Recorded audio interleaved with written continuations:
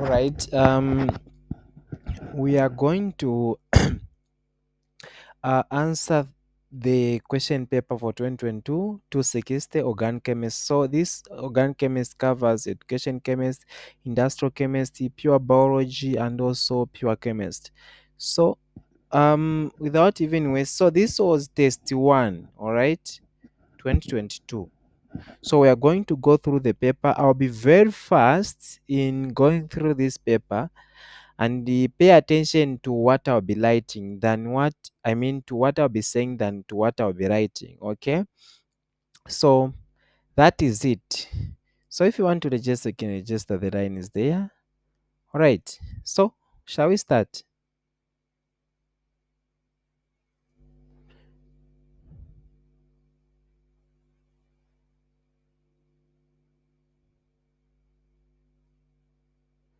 Okay.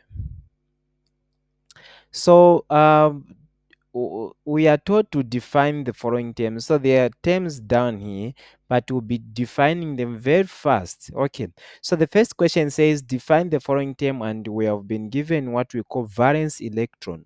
So these valence electrons, what are they? So they are just electrons in the outermost shell. So we use to few electrons. Let's say this is oxygen.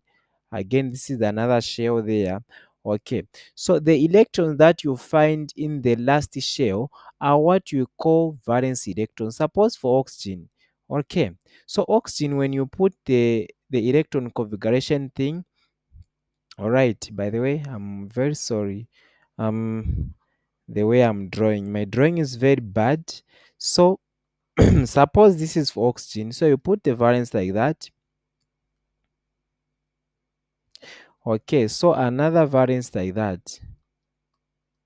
So these are just variance. Okay. So they are six in the outermost shell for oxygen. So that's what we call valence electrons. Now the valence for electron is what I mean for oxygen is what? Negative 2. So this valence, there's valence and valence electron. The valence is just the raising power of an element to which it actually tells the charge of that element. So that's about this guys, valence electron. Okay.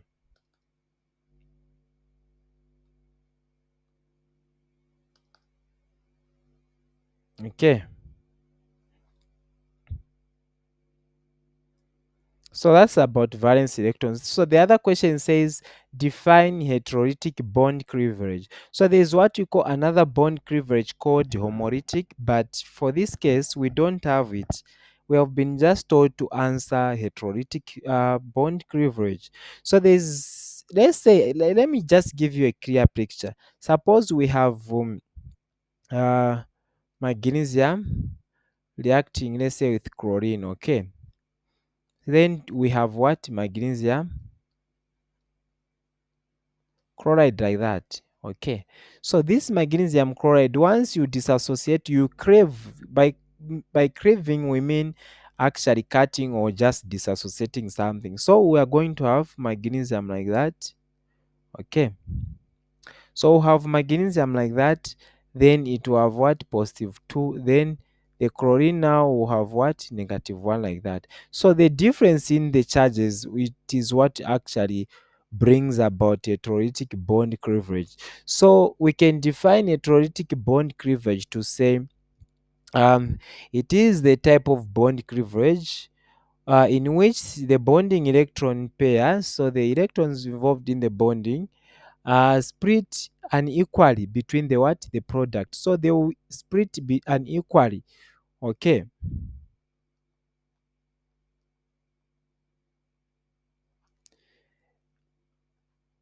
So they will be distributed unequally between what? Between the product. Okay. So unlike the homolytic thing, the electrons will be distributed equally. So this one is unequal, that one is uh, equally and unequally, just like that. Homo simply means same, so equally. So the other stuff then that we need to actually define is to define an electrophile. So an electrophile is suppose you have something that is, let's say, charged like that, positive like that, okay? So that's, let's say, a carbocation ion. So this guy is positively charged. So this is one of the electrophile. So it lacks what? Electrons. So that's the meaning of electrophile. Phile is to love. So it is in need of what? Electron. So we can say in a chemical reaction, suppose we are reacting, let's say, chlorine plus sodium like that. Okay, so this is what we call a nucleophile. This is an electrophile. It lacks electrons, so the electrons will come and bind on the positive guy. All right, electrons are girls. So what we do is now we'll say electrophile is just a deficiency species or electron deficient species. So I'll say an electron deficient species. All right. So it lacks what? Electrons. So that's about the electrophile. So it lacks electrons. It is actually a carbocation or just is a positively charged ion. Okay. So that's the meaning of electrophile. Say an electron deficient species. You end there. So it's like electrons. Those are the things you can define, even like you give three definitions depending on this what you can see there. All right. Okay. So the other thing that we need to actually define is atomic orbital. What is an atomic orbital? So atomic orbital is actually we use to few electrons. Let's say this is for oxygen. We use to few electrons like that. Okay. So they are inside there. Let's say it's I'll get this one and expand. So there along with just on the middle, we can say this is an orbital where the probability of finding an electron is what? Is higher.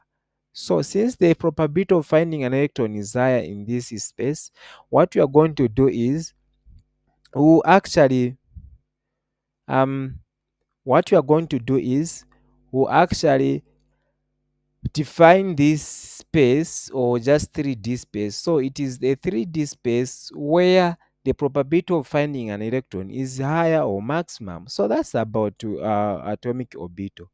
So I'll be very fast.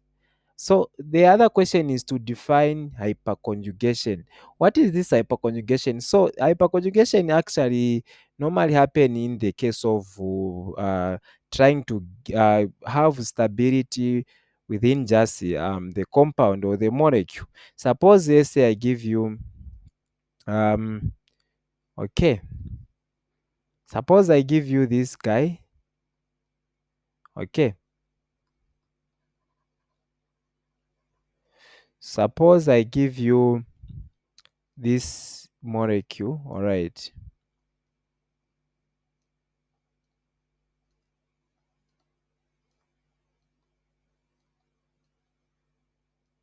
Okay, since I have this molecule there, so it's a positive charge. So I want to show you how hyperconjugation happens. So in this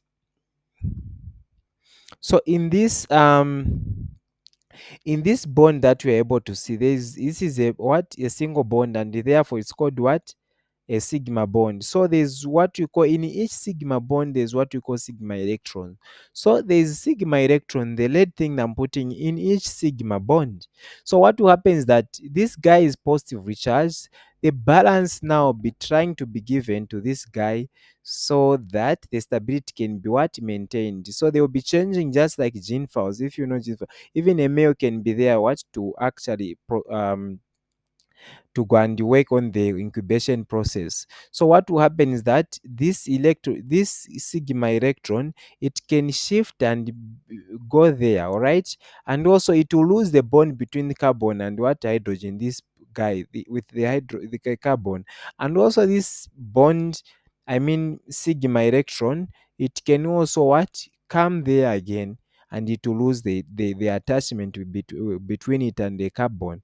So and also this one can come there. So that's about conjugation. Then what will happen is that suppose now That is hyperconjugation which is taking place.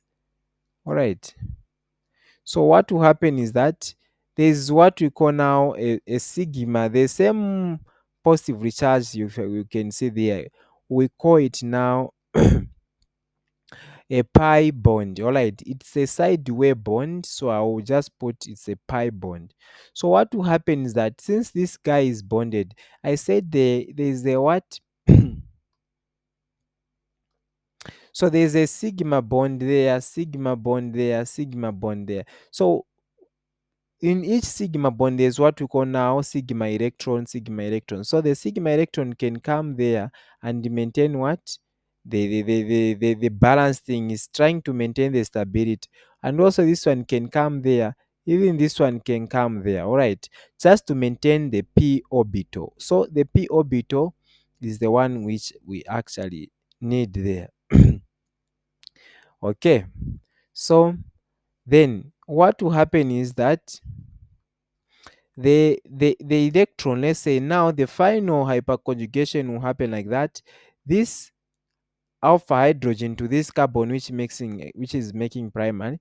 So this um here, so the hydrogen will lose the bond there between carbon and that, and this will cause um this will actually make to lose the what? The bond. And once it lose the bond, then that hydrogen, the bond which was there, all right, it will go now on the what? On this p orbit. All right, it will attach there. Okay.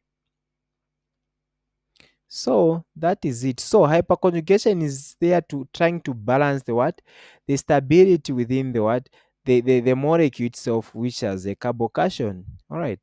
So electrons are less in this electron. So by this is trying to what? To cover the guy which was what? Naked, positively charged. So the guy was naked and the hyperconjugation has happened like that. Just like this hydrogen, you can also lose the bond and what? Distribute the electron there. So just like that. So hyperconjugation, we can say it is actually the shift of or the shifting of what? Sigma electron to a vacant adjacent p orbital. So this is adjacent as you can see. So hyperconjugation is just actually the shifting of sigma electron. We saw the sigma electron which was there. It shifted to what? To the vacant p orbital so that they what? To increase the stability of a molecule. So that's the meaning of what?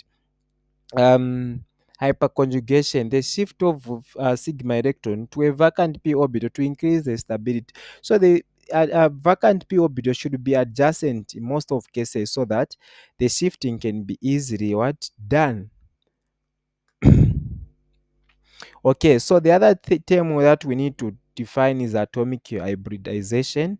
So what is this orbital hybridization? I mean, so orbital hybridization is actually so the hybridization is just the mixing of things. But talking about orbitals, meaning that orbital hybridization, it will be the mixing of atomic orbitals to form a new hybrid what? Orbital. So for example, we're mixing, let's say S and what? And P. So we'll have what? SP. So this is our what? Hybrid what?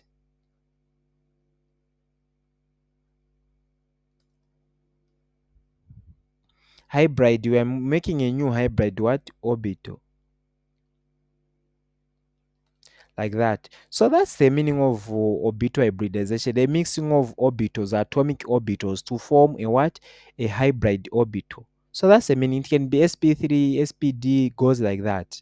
So that is it. Okay. So the other question says state the octet rule of the main group elements. All right. So octet, there's ducat rule and also octet rule. So ducat rule is the what? For two electrons, to say in each atom, like you feel first what? Two electrons in the first shell. That's the ducat rule. But for octet rule, it goes with the other shells beside the first shell. So what will happen is that the octet rule now will talk about this second or any other electron or n plus 1, it will actually be filled with 8 electrons. So it's just the tendance of what? um the tendency of electron or an element um, to have 8 electrons in the outermost shell. All right. So it is just the tendency of electrons or atoms to have 8 electrons in the outermost shell. So the tendency will be done on these beside the first shell. So there must be what? 8 electrons. All right. So that's the meaning of octet rule. So it's just the tendency of what? Electrons or atoms to have 8 electrons in the outermost shell. You are done like that. Okay. So the other question says between an electrophile and a nucleophile, which one is a Lewis base and which one is what? A Lewis acid. So a Lewis acid, we said, is the one that lacks what?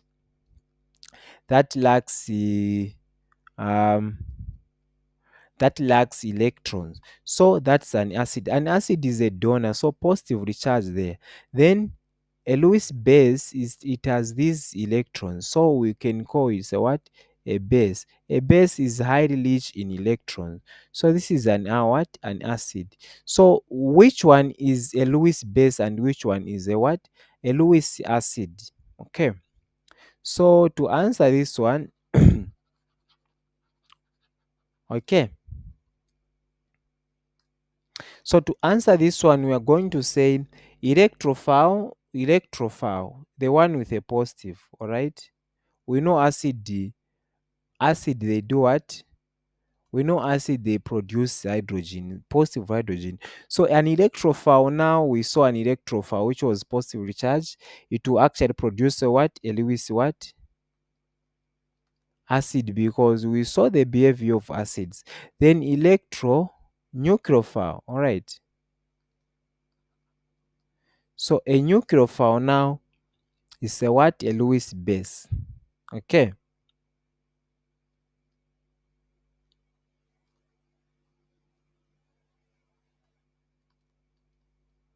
This is a Lewis what? Base, like that. So that's about electrophile and nucleophile. We'll talk more about this. Just watch the video, you will see. Okay. So the other question, name the four type of reaction mechanism for organic key. So in short, we are asked to what? To give four types of organic reactions. So organic reactions that we have, the first reaction that we have is actually addition reaction. It's called addition reaction. All right. So the second reaction that we have is what we call substitution reaction.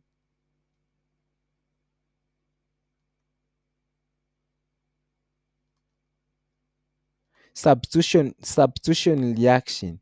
So the third reaction that we have is what we call elimination reaction.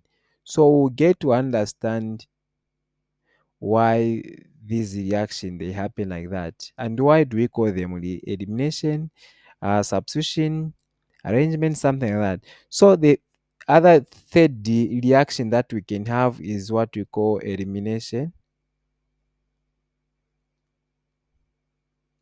So the fourth one is what we call now the arrangement.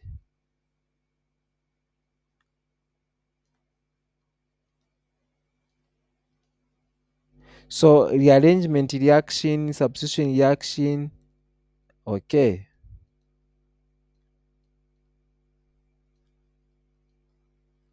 So these are the type of reactions that we have. Okay, so let's go to the next page. So classify each of the following below as name, or we are just as classifying whether so the question is on the next way, whether rearrangement, addition, substitution. We understand why it is like that. So the first thing that you can see, as you can see here, all right, so there's something that has happened here. So we have this molecule and also this molecule, they are there. Okay, well, then here there's something which is lacking. There was what? Chlorine there. Okay, now there's something like OCH3 here. So there's OCH3. So in short, there's this one has gone, we don't know where it has gone, but it has been substituted. So we'll call this reaction as what? Substitution reaction.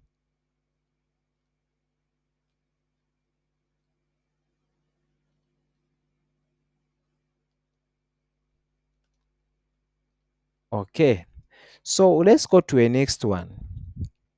We can see here there's bromine here, right? Bromine 2, and also, so we have chlorine, I mean ethane. Okay, reacting with the what? Bromine 2. So then what has been formed is what? 1,2 dibromo what? Ethane. So we have bromine there, we have bromine there. Okay, so what's the meaning of this? It means that this guy has been added to this compound. So we call this reaction as what? Addition reaction. All right. So the other reaction that we need to look at is this type of reaction. So we can see that this OH is there. So in short, on the middle here, we have what? Nitrogen, oxygen, and hydrogen. So once they come here, then in this second, we have seen that they have just made some, they have shift. So meaning that if they have changed in position orientation, or actually they have changed the arrangement. All right. Here we had what? Nitrogen only, but this hydrogen has come on the nitrogen, and the what? The oxygen has come as independent also on the other part. So it has just rearranged. We still have the same thing on the middle here: oxygen, nitrogen, and hydrogen. So we call this reaction as what? Rearrangement reaction. So they have just rearranged themselves. The molecule have just rearranged themselves. We don't know what has caused, but they have rearranged. Okay, so that is it. Then what we are going to do is, here we have seen that there was what? H2O there. So this side H2O plus this hydrogen, we can see they have made some kind of like water there, and you have remained with what? This ethane. This one has been used as a what? They have bond there, and also they have bond from there. They have made this double bond, you're able to see there. So this reaction, will call it as what? Something has been removed, so we'll call it a elimination reaction. You have seen. So this question, such type of question will always come in an exam. On that one, I'm very serious on that one, so just pay attention. Okay, that is about this one. So we are now going to state the hybridization of the central atom and state the geometry. So it's a long question. Now we need to pay attention. Okay.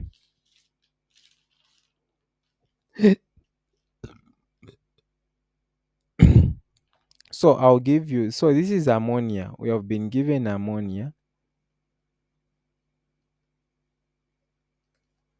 Okay. So since this is ammonia we have been given, so ammonia, it has a what? A compound, or I can just give you to say it is the NH3, like that. Okay. So what we do is, first, for us to find the hybridization, the geometry, the hybridization and also the geometry, um we need to draw the Lewis structure. So we have 3 electrons and it's coming from group 1. So it's 1. So this one is coming from group what? Coming from group what? 5. So they will make what we call 8 electrons. So what we are going to do is, we draw the Lewis structure. So nitrogen is the central atom. Okay.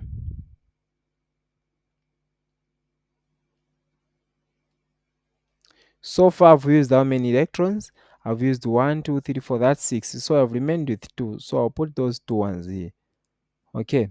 So now, seeing that the hybridization, now you count the steric number, the number of lone pair, and also the bonds. So the bonds, we have what?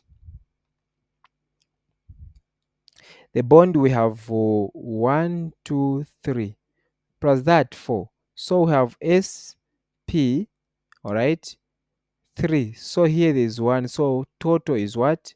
Equal to 4. So this is what? sp3 like that. Okay. So when we have such thing, such type whereby we have two lone pair and also the other double bond, I mean triple bond as sigma like that. So this is what we call now the geometry now for this one. We call it trigonal pyramidal. All right. So if you haven't watched the video on this one, please watch the video. So it's called trigonal pyramidal. All right.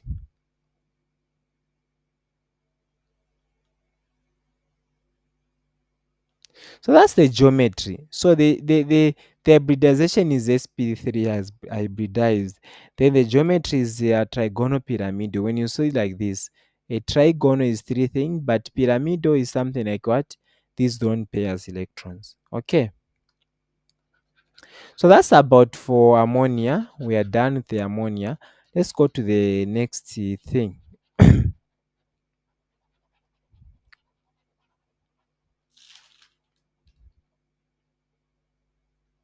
So the next thing is water, and we a lot of us knows water to say it's a polar molecule, something like that. Okay, and also some people knows even the what the geometry should be bent, something like that. But we'll understand in this video. Is it bent or what? So we have what? H2O. So this H2O, we can count the number of electrons. There we are getting what? 8 electrons or what? 6. No, it's 8 electrons. Then there is what? 2. Meaning that is what? 10 now. They are packing what? 10. 10 electrons. So what you do, you put the central atom like that. Okay. So they are 10. Okay. So we have those electrons. So what we are going to do is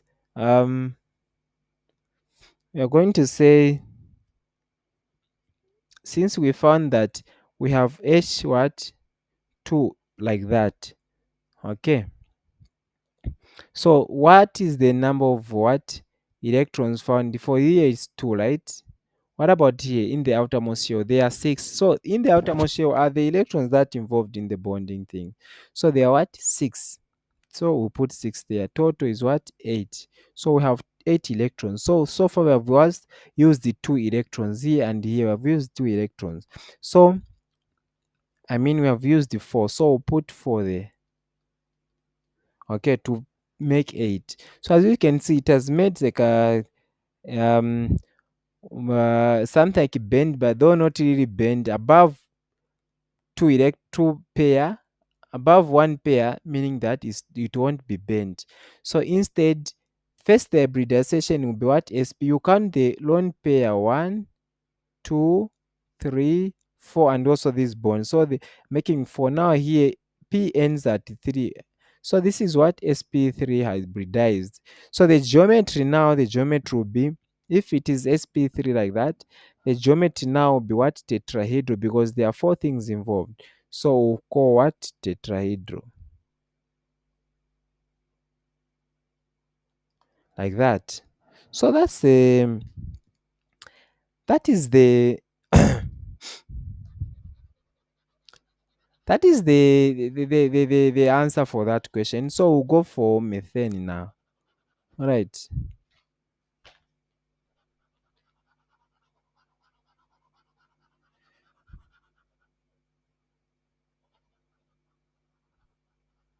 So we'll go for methane now.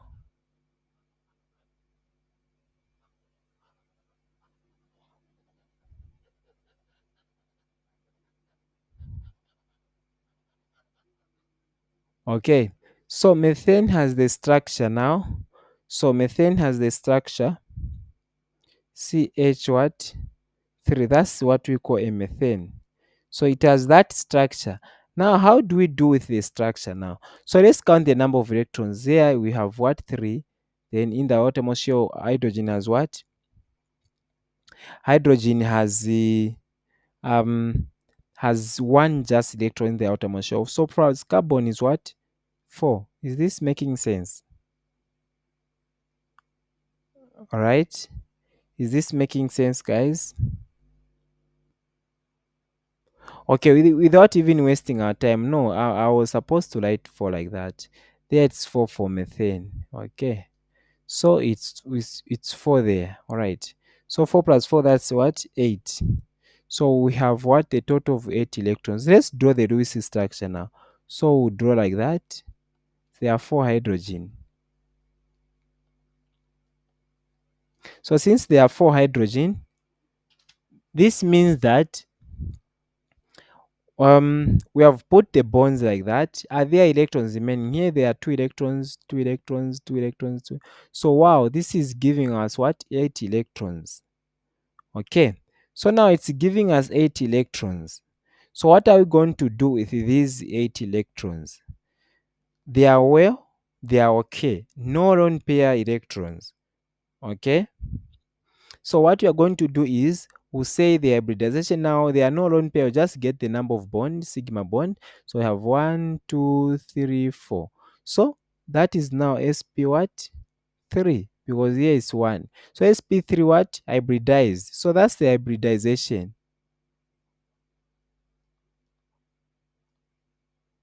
So that's the hybridization. Then the geometry now again it will be what? This will be just what? Tetrahedral. So it's called tetra what? So that's the tetrahedral we needed. Okay, so that's the answer that you are supposed to write in an exam. Okay, I said I'll be very fast. Some things I won't even be lighting as we are going uh, into other questions.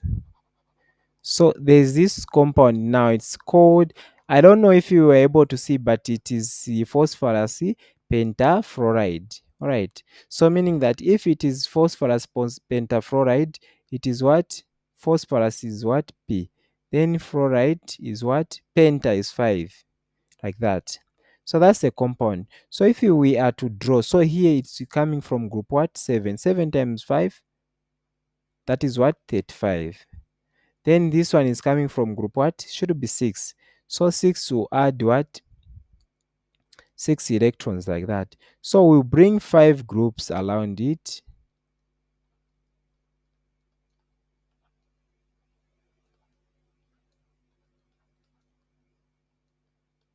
Okay, like that. So for how many electrons have we been used? 1, 2, 3, 4, 5. Well, we are not much interested in the structure itself, but we are interested in the hybridization and also the geometry. So far, there are 5 things. If there are 5 things, then that is what we call first before that, we'll actually have what? 1, 2, 3, 4, 5. So we'll say S P, S is 1 there, then P is what? 3 maximum, then D. So meaning that there's 1 there and also 1 there, making what? 5 groups. So since 5 groups we have there, what is the what? The geometry. So the geometry will be now trigonal. When you have 5 of them just like this, the geometry will be called what? Trigonal bipyramidal. So it's called trigonal.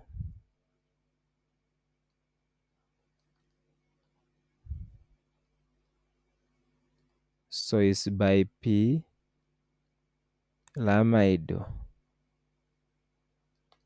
So that's the meaning of what? The geometry for what? Phosphorus penta what? Fluoride. Okay. So we were just interested in the geometry. So the hybridization is sp3d. Okay. It was unnecessary to write for because the electrons were going to be found outside the what? The group to fill the substituent. So that's why I didn't include the what? The electrons. I didn't want to indicate the electrons. Hope I mentioned that. There was no need of me putting electrons as a Lewis structure. Okay.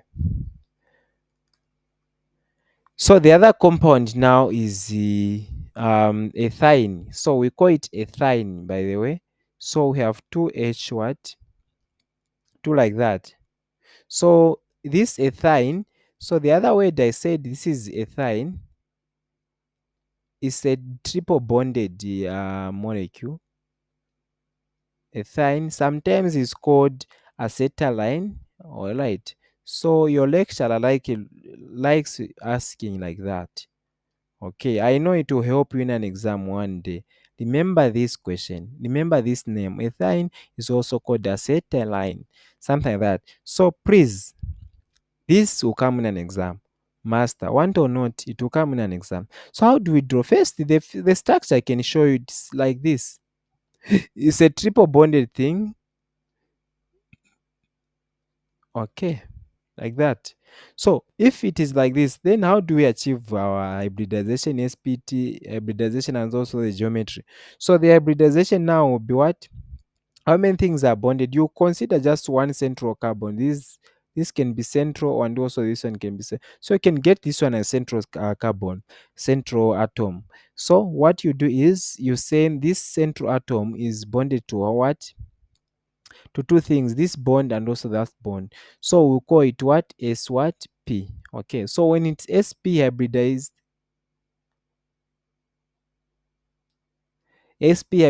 then the geometry will be what? Linear,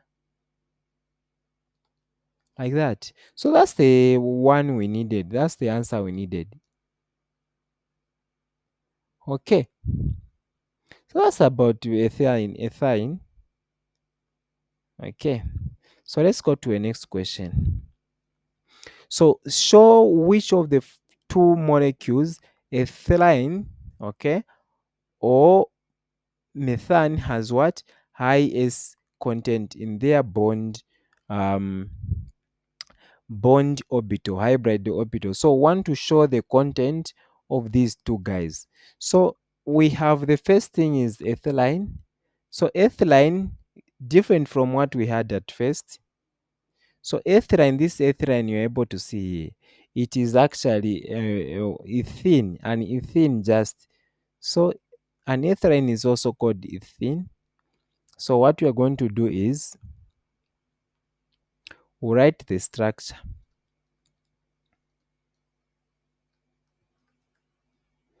Okay. So I can just show it like this.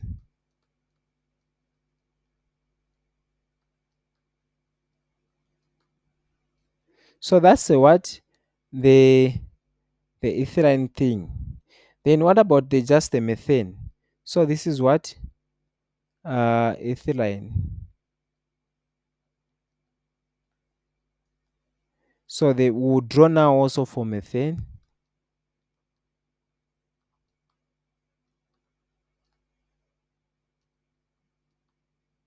So for methane now, what is the want to see the S content? So we look at the hybridization first. The hybridization for this one is what?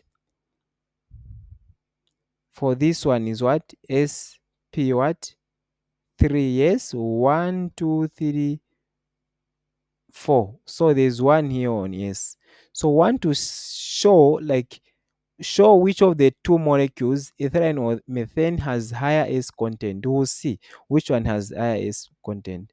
Then this one, what is the hybridization? Then here it will be what? You get one of the central atom, all right? So if I get that central atom, I have what? sp2 like that. Okay. So because I have what? 1, 2, 3. So this double bond just considers one in hybridization. So you have what? sp2 like that. So which one has higher of the? So this one in here, it's what? 1 over S is 1 over what? The total, you say 3. But here S has what? 1 over what? 4. Where can we have the this number? Of course, it's here, all right? So the percent here might be, if you were to get out of 100, there are three things involved. So the percent would be what? Somewhere 33, okay? 33%. But for here, there are four things. So the 25, this one is just getting 25%. Then this one is what? 75%. Okay. So meaning that S content is much higher in what? In ethylene there than in methane. So this one has higher S content. You can tell them in an exam like that. Okay. So what So the question is, what is the effect of higher S content on the bond length? So S content we saw how the orbitals are moving SPDF. So these are orbitals. This one is closer. That's why you say 1, 2, 3, 4. That's how you count them. So this one is closer to the nucleus than p orbital. All right. So S content, as you have much more X content, the bond will be what? Shorter. So it calls the shorter bond what? Length. So that's about to S content. So it is closer to the nucleus. In fact, even it will make the bond to be strong. That's about S content. Right. So it calls the what? Shorter bond length. So the bond length will reduce. All right. So the question is state the Hammond postulates in relation to the what energy of transition state in an organic reaction. So this Hammond postulate is actually it was developed by a certain guy. So it is used to refer to actually the structure and the geometry of what transition state. So we therefore define Hammond postulate as um um it will be there to help us what. Let's say we have a reaction, whatever intermediate we talked about intermediate in one of the video. So what you do is we'll say Hammond postulate state that the geometry and the shape of a transition state can be referred to a reactant or a product that in which it is closer what to energy. So we saw the energy profile diagram for both intermediate and also transition state. So if we have that, then by the way, I'm writing bent things. So if we have an energy diagram like that and the intermediate like that, so the transition state will be always there. Okay. So this transition state with the reaction, let's say we have product or reactant A and B, then the product was what? C and what? D. We can see the energy of this product and what energy of this. So we'll even get what the energy of what this transition state or just this transition state. Let's say we have 2.5. Then D has what? 2.4. Then this one has, let's say, 1.2. This one has what? 0.1. This one has what? 0.2. So this D here is closer to energy of this transition state. Therefore, the geometry of D, so the geometry and the shape of this guy or a product or reactant to which it is closer in energy will actually know the shape and the geometry of this transition state, provided we have the geometry and what the shape of what the reactant or product which it is closer in energy. That's the meaning there. Hope that is clear. All right. So the other question is giving us to say what is the spontaneous reaction. So we need to understand what is spontaneous reaction. So spontaneous reaction is actually the reaction that occur without any external influence. So this reaction, which is spontaneous, it is a reaction that occur without even a catalyst to say. So once it happen like that, then it is actually it favors thermodynamically conditions. By this I mean thermo simply means that something that happened in nature, then kinetically something that actually has to be what forced by moving it. So that's the one of spontaneous reaction. I can say spontaneous reaction is a reaction that occur on its own without what any external influence or just a catalyst, not even using a catalyst. So the reaction will happen. So it will occur without external what? External influence.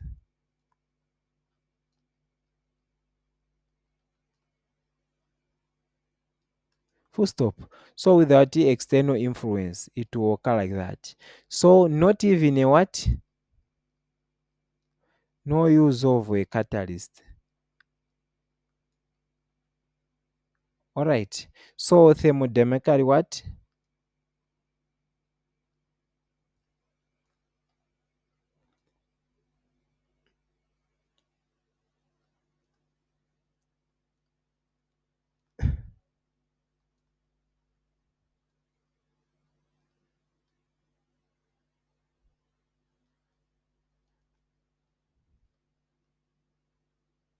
So favors being favored by thermodynamical conditions.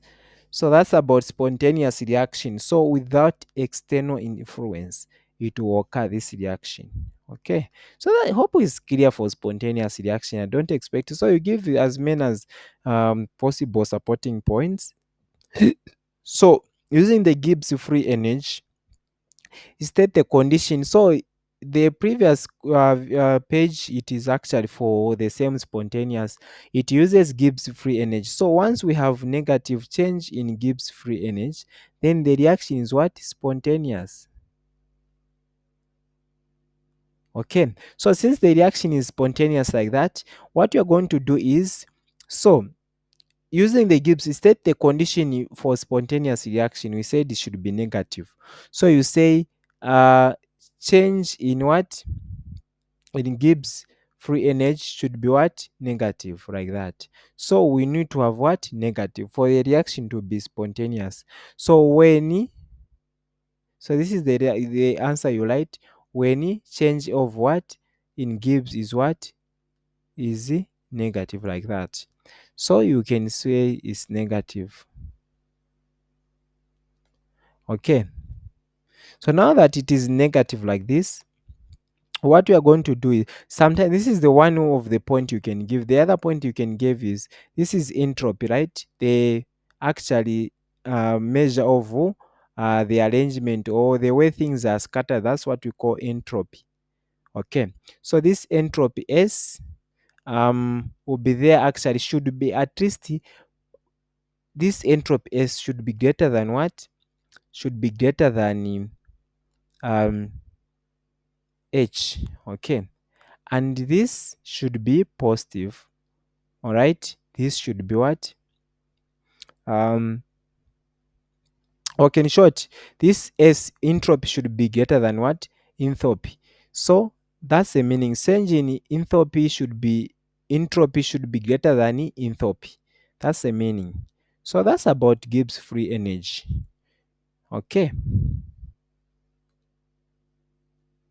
So what is the difference between intermediate and the transition state? So let's suppose we have the graph like that for a certain reaction. All right.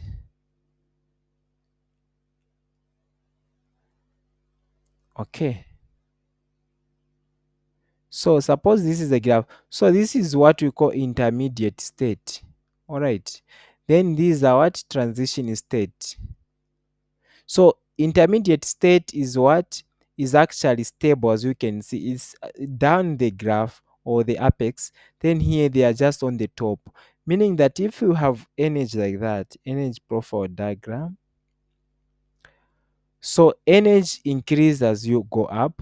So that's what we call now energy. So as energy what?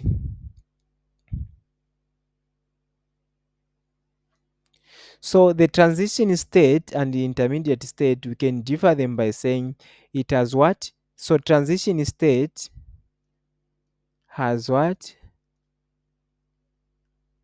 Higher energy. Higher energy on the what? On the profile, energy profile diagram. So has higher energy on the what? On the profile energy diagram. So then intermediate state has what? Low energy on what? potential energy what diagram. The other thing is since these are guys that what have high energy, transition state is unstable enough to be observed. So unstable, so you can't see it.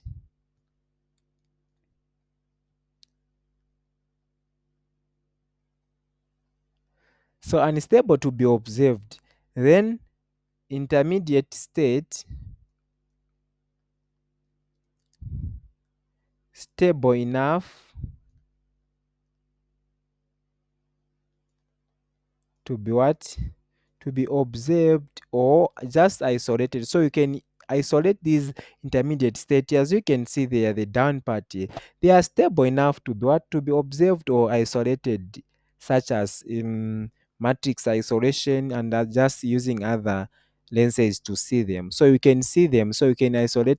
These are the difference. You can draw a lot of difference following the energy diagram. So this is a what? Profile or reaction coordinate.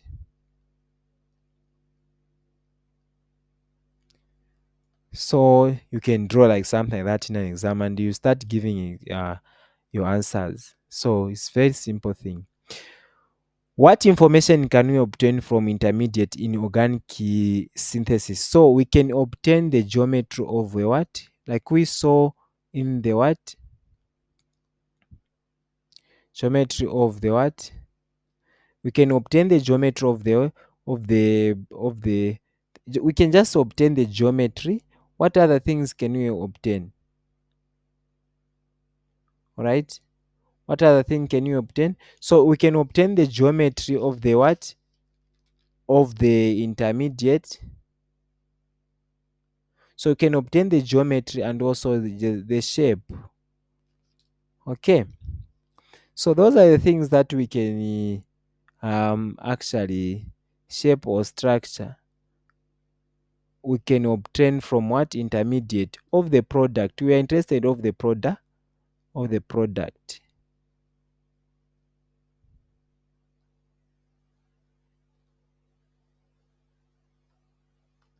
Okay. So that is it.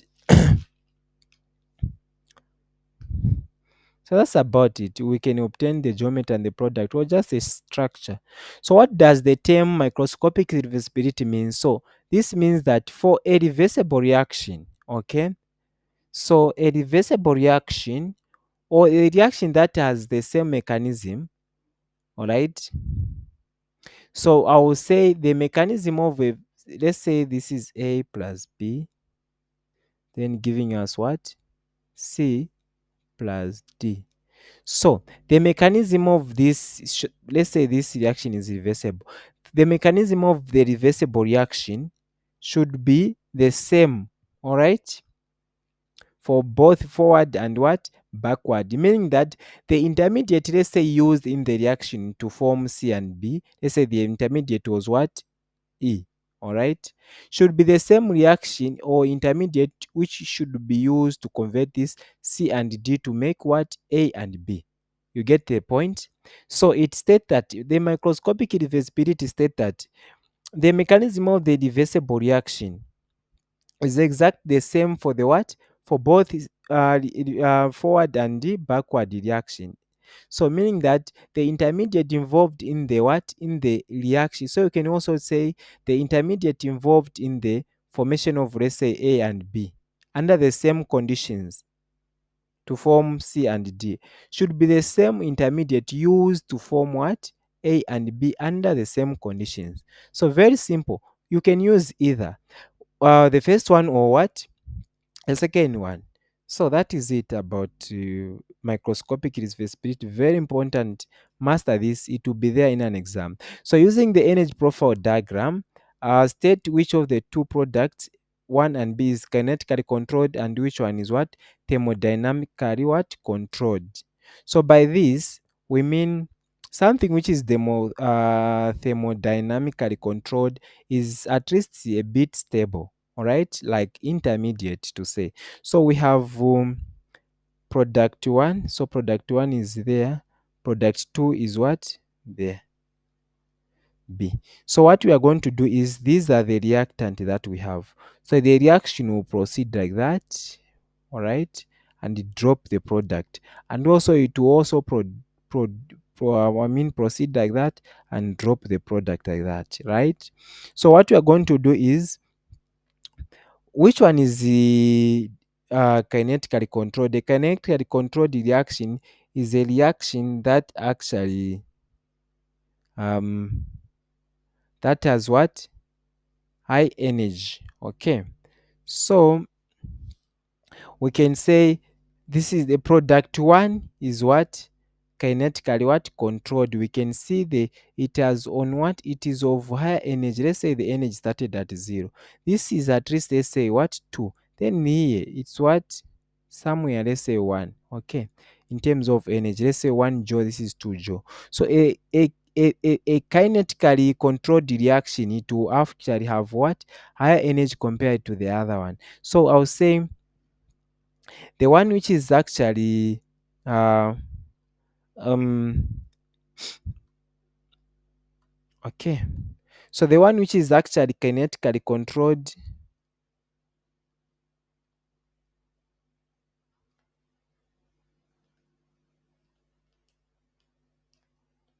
is what?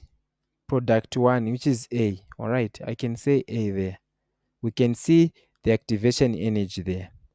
Okay, the activation energy is low. All right, then the activation energy for this one is higher. All right, so that is it. Then kinetically controlled is A. Then kinetically thermodynamically controlled is what?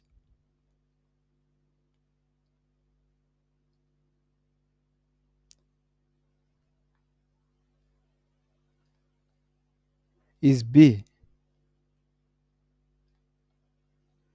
or 2. All right. So this is um a controlled why is it like this? It's much stable. It's trying to get closer to 0 in energy. And something which is thermodynamically is just stable, very stable. Sana fye. So meaning that the it has what? High activation energy compared to the what? To the kinetically controlled. That's the reason why for it to take place, it actually need what? Just a lot of influence. But for this one, just a bit of influence, then it will start. So the activation energy is very slow, but for this one is actually very high. So it will favor what? Thermodynamically controlled. Okay. So explain your reasoning for answer in the above one. So what we are going to do is, for us to explain, we can see product 1 actually activation energy is low. Okay, so the activation energy is low, so meaning that it will be, it will favor fast reaction when the activation energy is low. Just a small over activation energy, then this reaction took place, meaning that we have what? We have kinetically what? Controlled. So we can say low activation energy. That's the reason we give.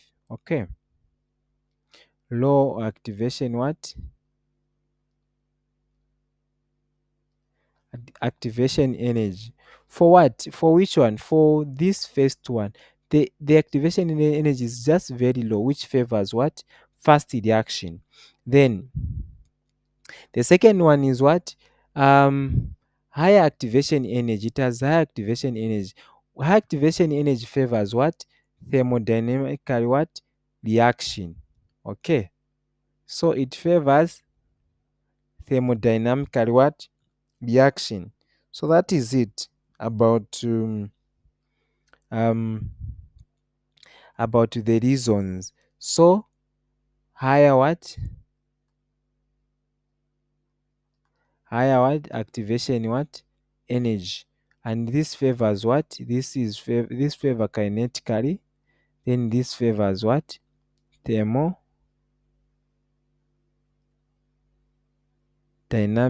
what? Okay. So that's about this guy.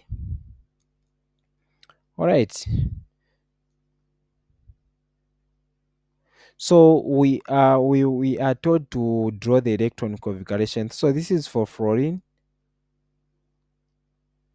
this is for argon, so this is the what? Phosphorus. All right. Then this is the what? Magnesium down there. So it's magnesium. So we need to actually know the proton number first. So the proton number for fluorine is actually 9. Okay, the proton number for argon is 18. The proton number for phosphorus is what? Is 15. Then the proton number for is 12, if I'm not mistaken, for magnesium. So how do we write the electron configuration? Guys, I taught on how to write the electron configuration. So you write them like this: SPD what? F. These are enough. Should I write G? Okay, let me write G. But no, let me not write G. This F is enough. You can also write G if you want. So the way we start how to write electron configuration, the trick that I use is actually you say, okay, so the trick that I use is um what you do is you write here 1, then here you write 2, then here 3, then here 4. You get? So you start twice, you go to your left twice. So you say S, S. Then again you come on P there, you make an arrow there, you comes twice, so that will be P, S, P, S. Then you come on what? D, P, S now, twice. So I'll say D, P, S. Again, D, P, S. So, but these are enough. Let me light it afresh so that we can have more space. So we said you come here twice to your left. So you say S, S. Then you come there as PS, PS again. Okay. Then we have what? DP, S, again DP, S. So you can continue with what? With that, with even for F, you say FDPS, FDPS. Then you are done. Those are enough for you any electron configuration, okay, that you might be given an exam. So what you do is, this S is the first S, so I'll say this is the second S, this is the third S, this is the fourth S, this is the fifth S, this is the sixth S. Okay, then the other S that I'll have now is what? P start at what? 2. So I'll start with what? 2, 3, 4 there. Okay, then D start at 3, so I'll start with what? 3, 4, like that. So for P, I've jumped 1, if you were able to see. After this P there, then I need to have what? 3P there. Then here I need to have what? 4P. Okay. So this is the 4P. Okay, we are done. These are enough. So we light the electron configuration as what? 1S, 2S, 2P, 3S, 3P, 4S, 3D, 3P, 5S. I'm sure these are just enough for me. You can continue, but me, I'll be just extracting from where I end. So I have 5S there. All right. So we have also 4D, we have 4P, we have what? 6S. So I'll get fluorine has 9 electrons. So I'll start the first S can have what? We know S can have what? 2 electrons. So I'll put 2 there. And also there are 2. I've used what? 4. From 9 I've remained 5. So here this one can have what? P can have what? 6 electrons. Are they 6? Should we put them 6? No. The answer is what? 5. So we'll put them as 5 like that. Therefore, the electron configuration for fluorine is what? So the electron configuration for fluorine is what? Is now you get there where they end. All right. So this is the electron configuration for what? For fluorine like that. Okay. So we have what? Two, no?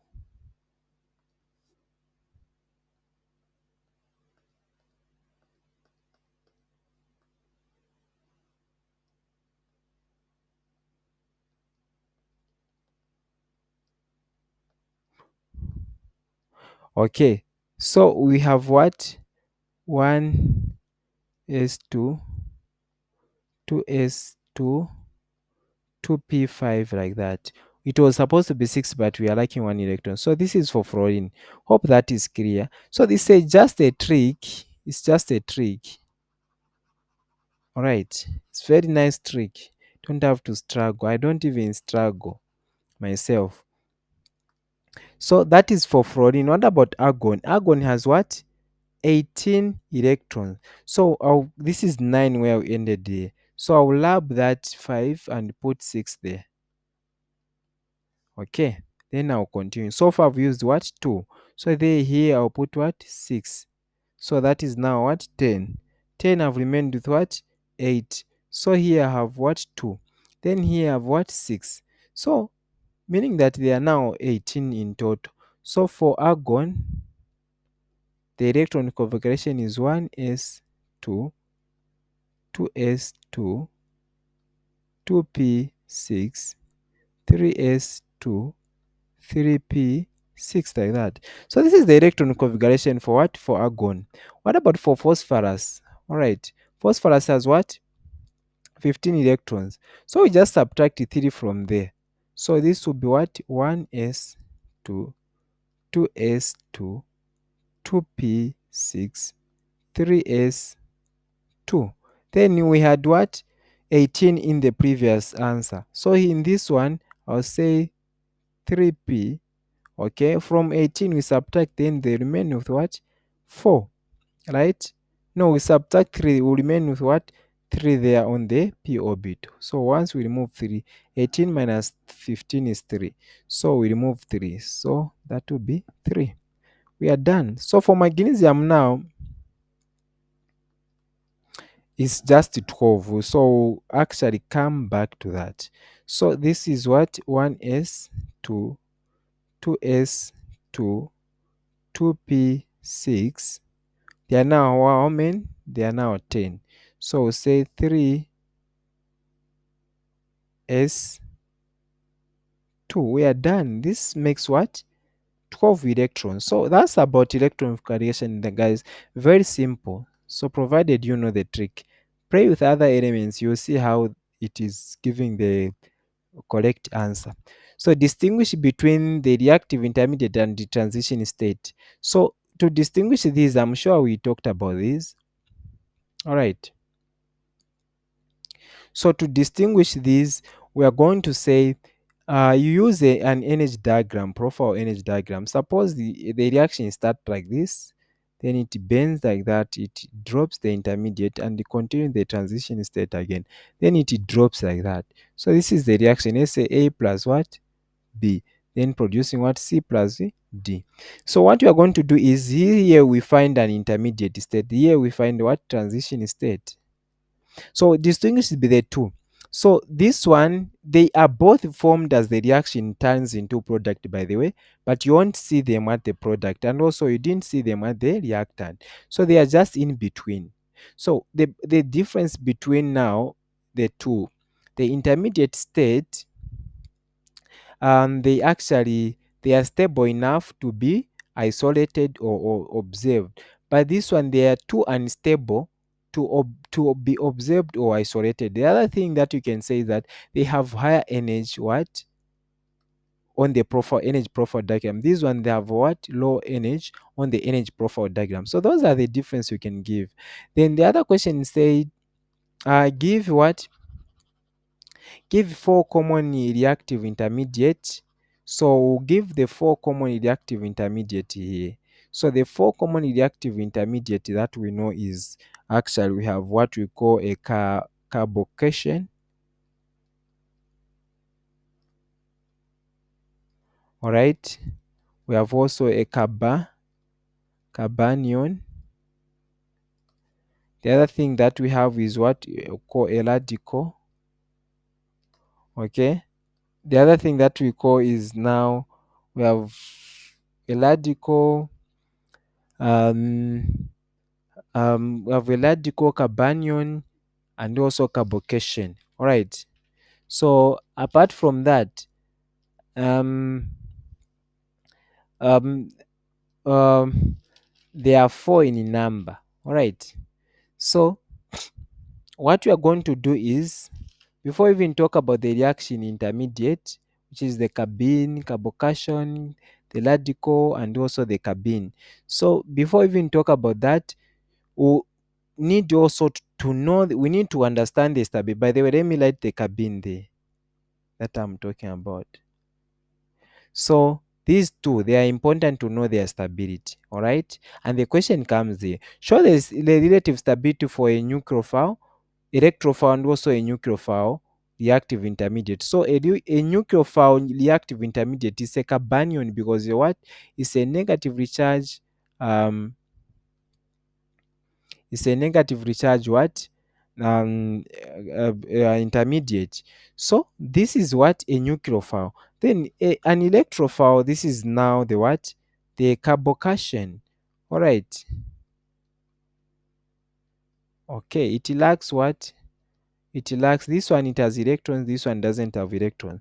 So we want to show the stability of this carbocation and also the carbanion. So starting with the carbocation, all right, how does the stability goes? So you start with the most stable carbocation is the one with which is what?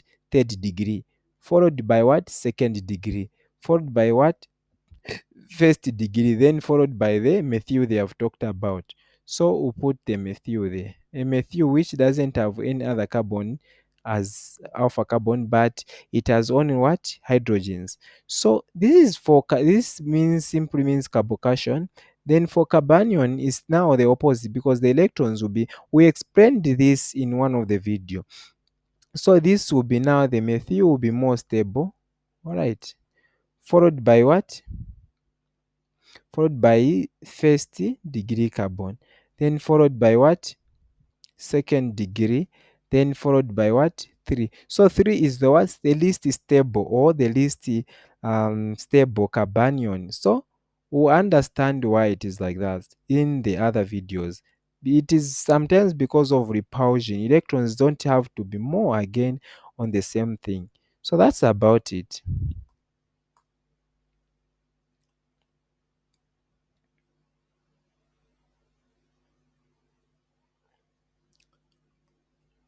Okay, so is a bonus question. We are almost done. A bonus question. So they like bonus. Your lecture like bonus question. I've been seeing this. So we have now a question to say Zambia is endured with a lot of water bodies. Name 5 Zambia's big lakes. So we have big lakes that we know. One of them is man-made lake, which is Lake Kariba. All right.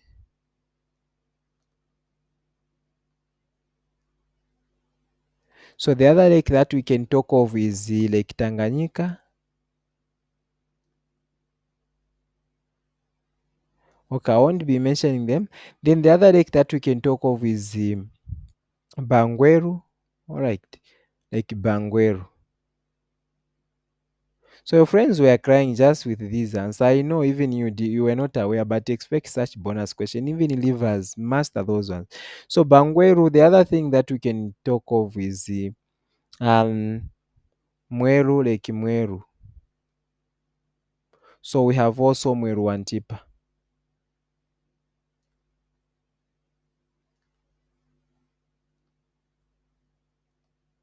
So these are the bonus questions that you had, and they were there to redeem someone. Okay. So thank you very much for watching the video. Um see you in the next video as we'll be solving other papers. All right. Thank you very much.